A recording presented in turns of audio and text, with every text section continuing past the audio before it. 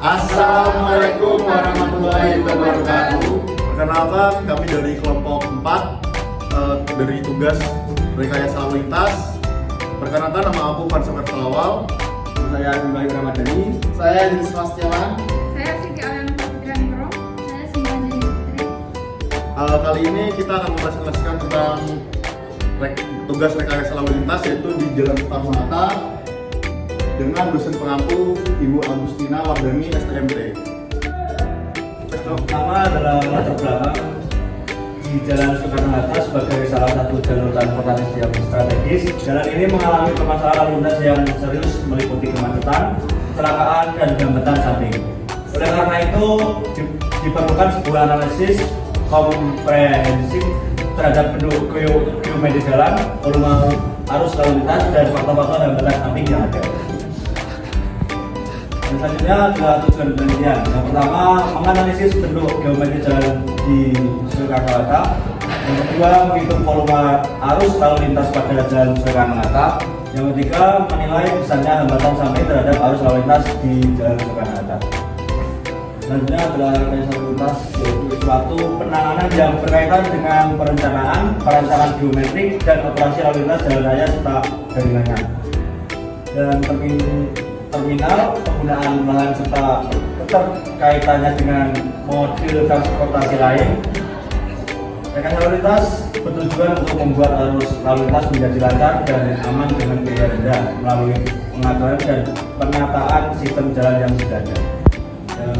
Selanjutnya, kapasitas jalan, suatu penanganan yang berkaitan dengan perencanaan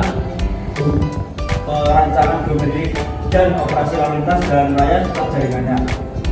Penggunaan lahan serta keterkaitannya dengan model transportasi lain.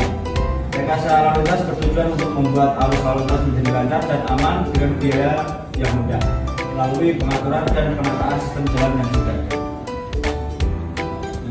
Selanjutnya, volume lalu lintas. Volume lalu lintas adalah jumlah total kendaraan yang melintasi satu titik tertentu di jalan dalam satuan waktu seperti per hari atau per jam. Secara spesifik, data volume ini digunakan untuk menentukan kebutuhan infrastruktur seperti jumlah dari jalur jalan. Baik, selanjutnya yaitu golongan kendaraan. Golongan kendaraan itu terbagi menjadi 3. Yang pertama yaitu motorcycle, yaitu jenis kendaraan bermotor seperti yang dicontoh ini. Kemudian yang kedua itu adalah LV, yaitu kendaraan ringan atau singkatannya itu light vehicle.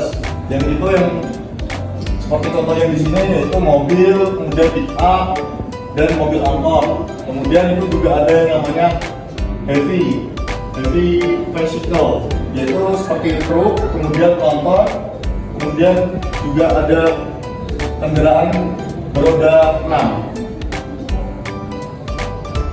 Selanjutnya yaitu derajat kejenuhan. Derajat kejenuhan di sini adalah rasio atau perbandingan antara volume arus lalu lintas terhadap kapasitas jalan.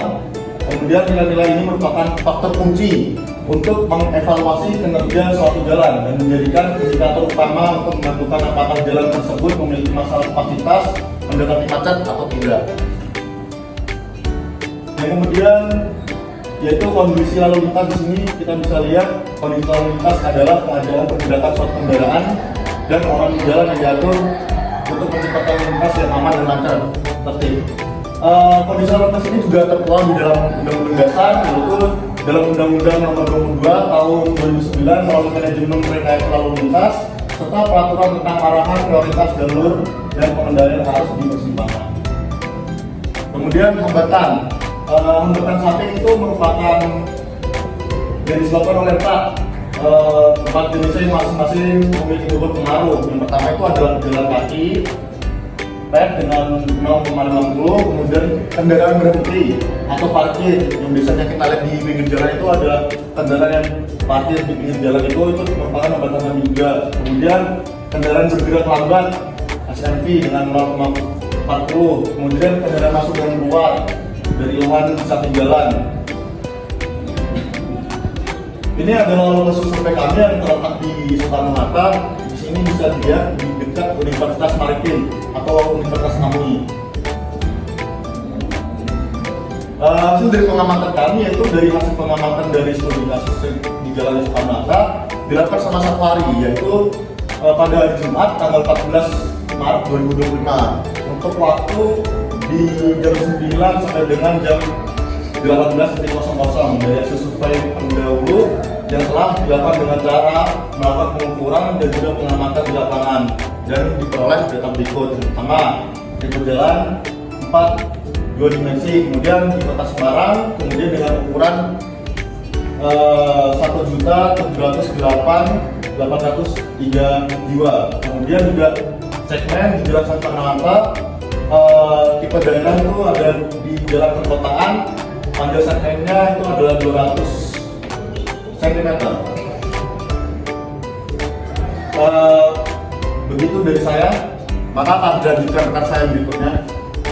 Ya, terima kasih untuk kesempatannya. Saya melanjutkan presentasi dari teman saya yang tadi.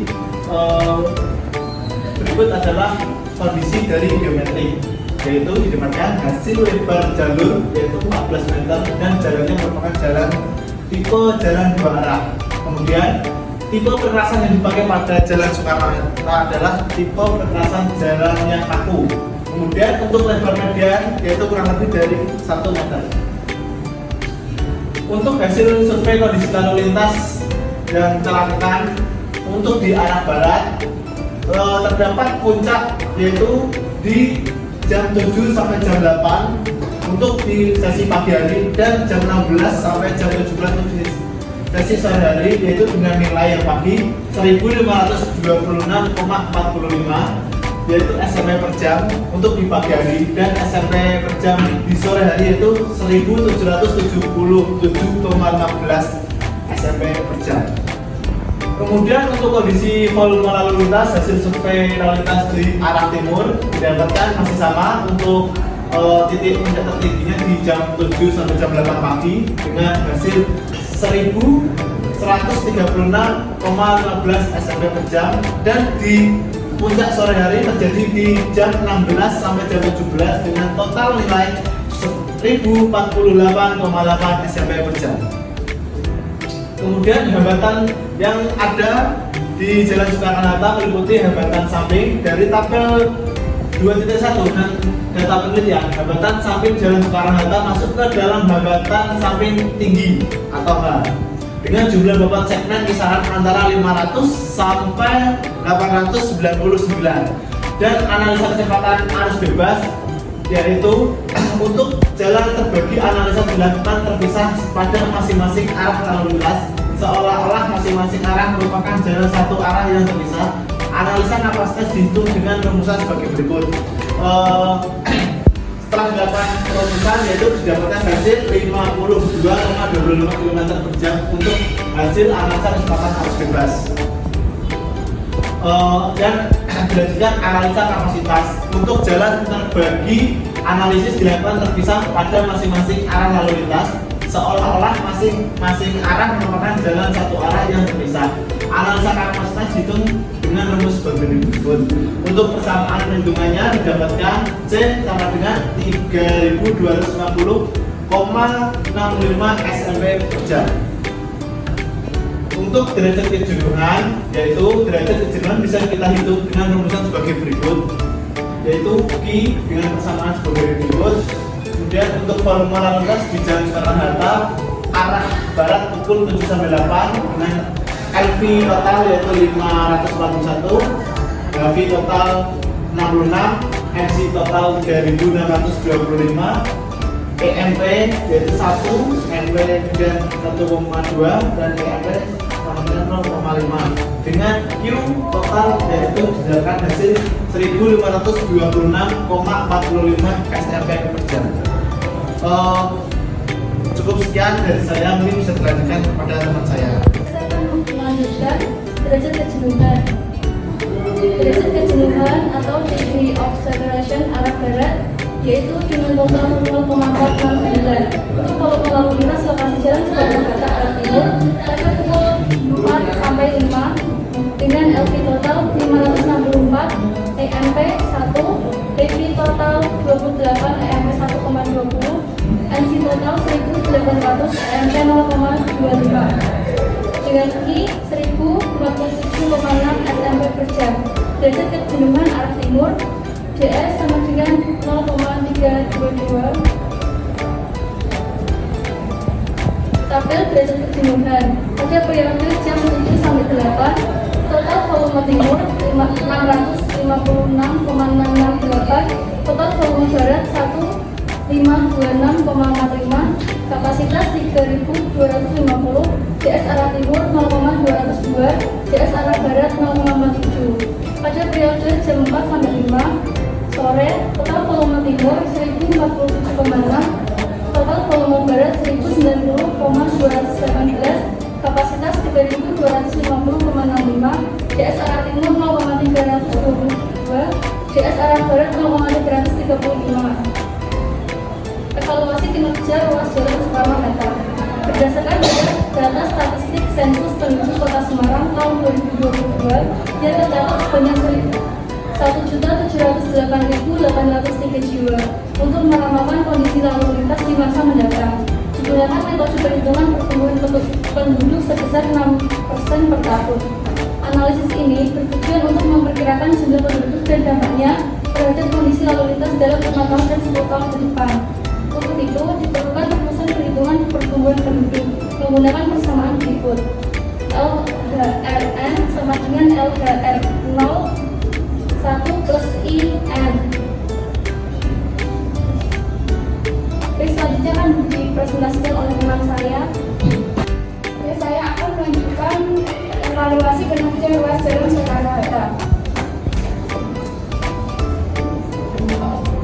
Kondisi lalu lintas pada saat 5 tahun ke depan untuk arah barat dihasilkan oleh LHRN 2378,228 dan derajat kejenuhan dihasilkan 0,731. Kondisi lalu lintas pada saat 5 tahun ke depan untuk arah timur dihasilkan LHRN 1403,530 dan derajat kejenuhan dihasilkan 0,432.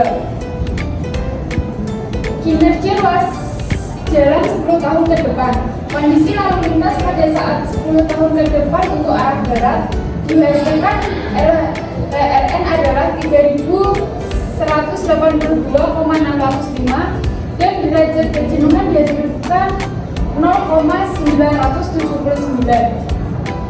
Kondisi lalu lintas pada saat 10 tahun ke depan untuk arah timur LHRN dihasilkan 1878,241 dan derajat kejenuhan dihasilkan 0,578.